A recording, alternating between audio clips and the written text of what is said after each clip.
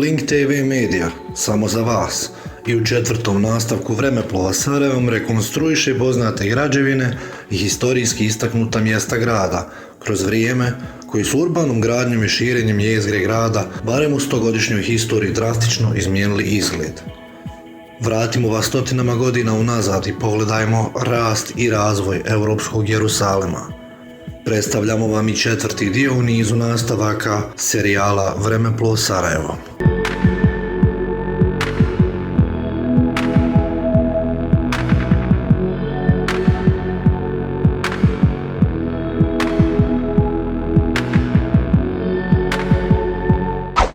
Naručilac i vlasnik zgrade bio je sarajevski industrijalac August Braun, koji joj daje ime po Meinhof, Marijin dvor, po svojoj supruzi Mariji. Zgrada Marijin dvora je najznačajniji primjer palače u Sarajevu i građena je etapno od 1885. do 1899. godine. Ova zgrada je građena kao stambeno-poslovna dvokatnica u formi zatvorenog bloka i bila je tada najveći stambeni objekat u Sarajevu.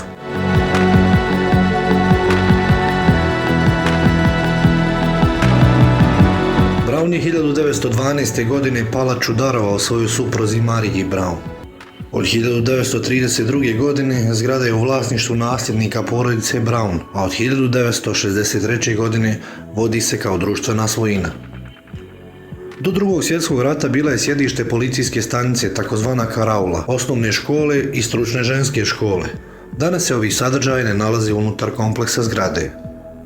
Preko puta ove čuvene palače nalazi se još jedna stambeno-poslovna palača, Halid dvor, izgrađena 1923. godine prema projektu Josefa Gramera za bogatog Sarajliju Mustafu Hadžibaš Čauševića.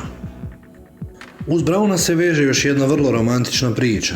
Poznata je činjenica da je Braun u svoje cigle utiskivao vlastite inicijale AB, a kada se zaljubio u Mariju, svoju buduću suprugu, osim inicijala, kažu, u cigle utiskivao i srce.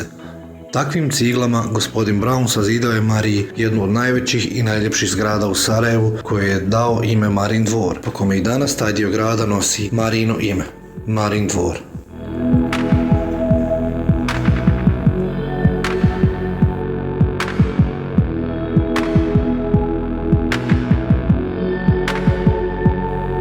Zgrada vojne bolnice ili današnjeg naziva Opća bolnica Primarius dr. Abdullah Nakaš, Sarajevo, ima veoma dugu bogatu tradiciju.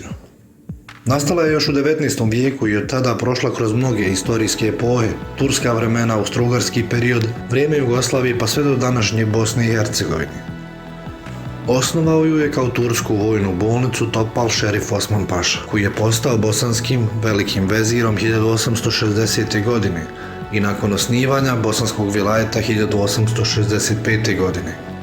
On je u okviru sprovođenja reforme turske armije započeo izgradnju bolnice 1866. godine uz građansku bolnicu, koja se počela graditi nešto ranije. To su tada bile jedine dvije bolnice na teritoriji BiH. Da li ste pogledali prvu epizodu Vremeplova Sarajevo? Klikom na označeni link pogledajte i prvi dio naših serijala. Za svoje doba ova turska vojna bolnica bila je građevinski savremeno koncipirana. Sagrađena je na zemljištu od otkupljenih bašči u mahalima Gribija i nekoliko kupljenih kuća od porodica Čankarević, Grbić, Šahmanija i građana Smajlage Bačhanedžije. Locirana je između ulice Gornja Hiseta, sadašnje Titove, i ulice Sušice, sadašnje Krančevićeve. I do agresije na BiH i pored mnogobrojnih prepravki, prvobitna zgrada očuvala je uglavnom svoj izvorni izgled, ali je nažalost u toku agresije uništena. Glavni objekat je projektovao makedonski neimar Andrija Damjanov, a gradnju i sporedne objekte radile su Splićani Mojse i Lindarović. Imala je svoj vodovod, kanalizaciju, što je u ta doba bila rijetkost, a u njoj je otvorena je prva savremena apoteka u BiH.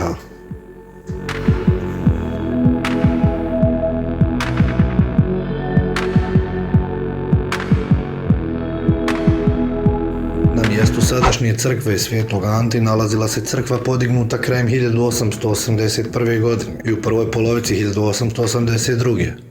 Bila je to zaista skromna građevina, samo su njezini temelji bili ozidani od kamena, dok je cijela zgrada zapravo izgrađena od drvene mreže popunjene nepečenom ciglom.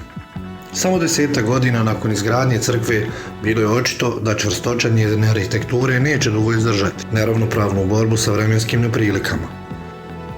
1905. godine je zatvorena za upotrebu i odlučeno je da se gradi nova crkva. Sredinom marta 1912. otpočelo je rušenje trošne stare crkve, a već do kraja septembra iste godine crkva je bila sagrađena.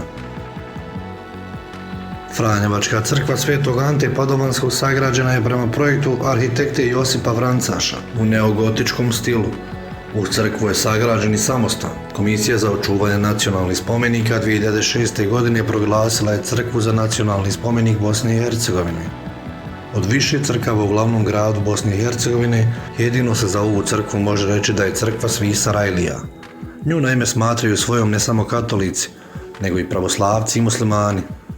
Svi se rado nađu u njoj, posebice utorkom i petkom, i pomole se na svoj način.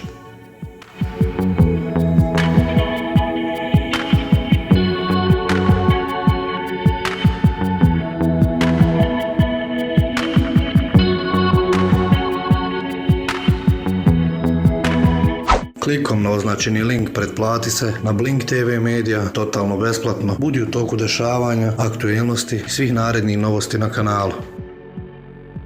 Skenderija je ime dobila po Skender Paši, koji je na ovom prostoru 1499. godine sagradio trgovački centar sa 11 dućana, karavan-saraj, dvor, imaret i tekiju. Njegov sin, Mustafa Bek Skenderpašić, je 1518. godine uz očevu tekiju podigao prvu podkupolnu džamiju u Bosni i Hercegovini. Za vrijeme Kraljevine Jugoslavije sa džamije je skinut olovni pokrov pod izlikom da ga treba zamijeniti bakrenim, što se nikada nije dogodilo, pa se kupola urušila, a ostatak građevine je srušio sve do 1935. godine, ostavljajući za sobom samo munaru. Munara džamije je uklonjena 1960. godine radi izgradnje sportskog centra.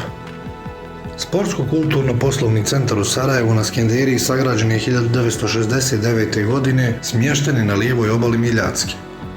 Ukupna površina centra iznosi 70.000 metara kvadratnih.